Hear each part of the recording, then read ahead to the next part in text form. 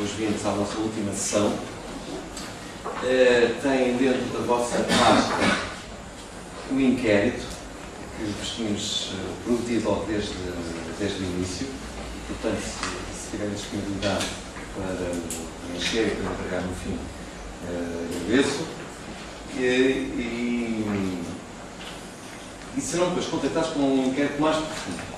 Esta é sobretudo a avaliação destas sessões, mas nós vamos pedir a vossa opinião sobre ações futuras, sobre temas, até concentração, se foi bom esta sessão, esta sequência de sábados de manhã, se é preferível concentrar tudo no fim de semana e ser o sábado o dia todo e o domingo, por exemplo.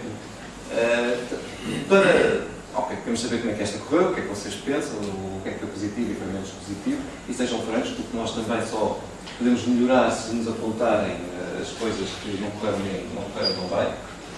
E depois iremos contactar-nos todos os vossos contactos para vos pedirem a vossa opinião para o futuro, o que é que nós poderemos fazer, porque desejamos que esta não tenha sido uma ação isolada, queremos que isto se repita no tempo. Segunda nota. O professor Manuel Rodrigues vem fazer a nossa ação, como sabem, é vice-presidente do partido e é professor de Economia, portanto ele vem substituir o Dr. Nogueira Leite, que por razões familiares não pode estar connosco. Mas penso que vamos ficar bem servidos com o professor Manuel Rodrigues. E aquilo que acordámos entre os dois foi que eu irei-vos falar um pouco sobre alguns conceitos da economia e depois o Manuel Rodrigues irá falar sobre o caso português, dando a perspectiva da Comissão Política Nacional sobre a situação micro, as políticas públicas e depois retirar algumas conclusões. Ciência económica. Porquê que a economia? O que é que existe? A economia é uma ciência que só existe porque temos necessidades ilimitadas, todos nós, e porque os recursos são escassos. E, portanto, tende a compatibilizar qual é a afetação mais eficiente dos recursos que são escassos para a satisfação das necessidades que são ilimitadas. Mas, na prática, aquilo que nós fazemos no nosso dia-a-dia, na nossa gestão, tirando, porventura, o Mourinho com os rendimentos que ele oferece, todos nós temos uns recursos que são limitados e as necessidades seriam infinitas. E, portanto, temos que fazer opções, temos que fazer a gestão. E reparem, aquilo que é eficiente para mim pode não ser eficiente para outra pessoa. Porque é de acordo com as necessidades, com aquilo que eu sinto que necessito.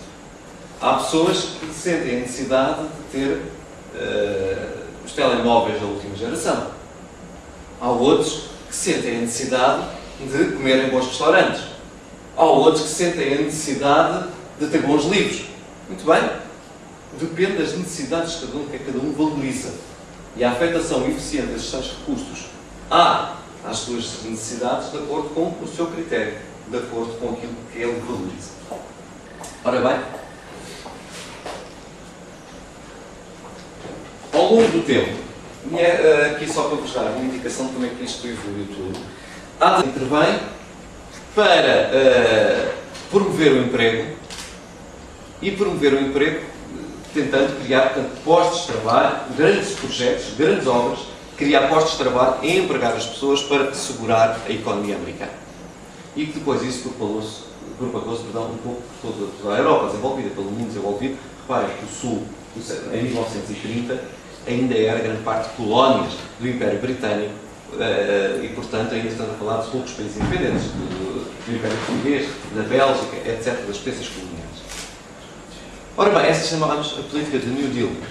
É a política que nós dizemos a política keynesiana. O Estado pode intervir. E que o Estado pode intervir para criar empregos, para fazer projetos, sendo proprietário de empresas, podendo, portanto, ter um papel ativo na economia. Ora bem, isto acontece em simultâneo com aquilo que nós dizemos os países de direção central, depois da Revolução Russa.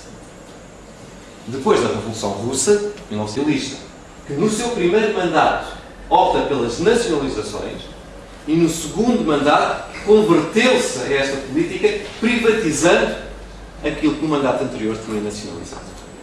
E o Estado afasta-se. Ora bem, esta desregulação da economia promovida a partir destes dois polos permitiu aquilo que nós podemos chamar de uma criação de uma nova ordem económica, nomeadamente depois da crise financeira dos últimos anos.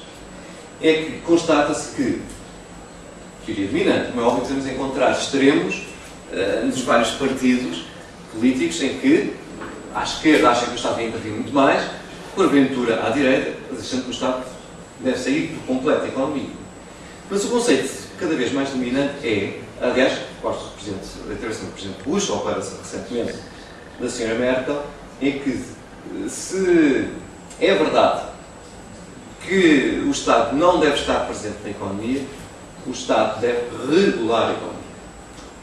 O Estado pode não ser o proprietário, pode não ser o agente direto, mas o Estado tem que ter um papel regulador.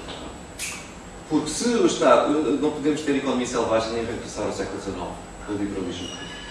O Estado tem que regular, tem que estar como agente interventivo para acertar que as regras de concorrência estão salvaguardadas, que não há empresas com posição dominante, que não há cartelização de preços, que a qualidade está assegurada na prestação de serviços, etc. E este deve ser a tal nova ordem económica, nesta lógica de um novo papel para o Estado. De algum modo, é aquilo que o nosso país tem vindo a fazer, mas, como sempre, nós fazemos da pior maneira, acabando por descredibilizar o próprio Estado. Porque, por exemplo, isto obriga a que haja entidades reguladoras. Festa natural, estamos a prejudicar as gerações futuras. E, portanto, nós dizemos que, para além destes dois indicadores, devemos ver se o modelo é sustentável ou não. E daí que estamos ainda a iniciar esta fase em termos de teoria económica e não está claro quais são todos os indicadores que aqui devem ser utilizados. O Presidente francês, e bem, pediu a um comitê de nobres de economia que estudassem o conjunto de indicadores que deviam ser analisados para se identificar se um país tem desenvolvimento sustentável ou não.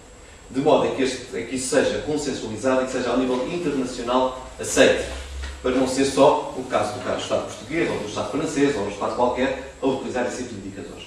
Por exemplo, eu falei-vos há pouco da energia elétrica. Até há poucos anos, a energia elétrica utilizada por habitante era um indicador de desenvolvimento. Hoje considera-se que já não deve ser. Porque o ideal é que o país seja desenvolvido, mas com eficiência energética.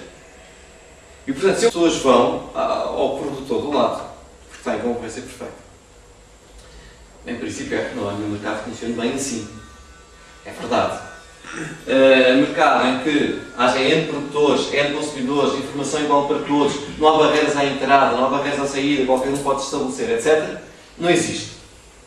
Mas sabemos que existem muitos dos mercados estão muito perto deste ponto. 2 ou 3 exemplos. Um café, um restaurante.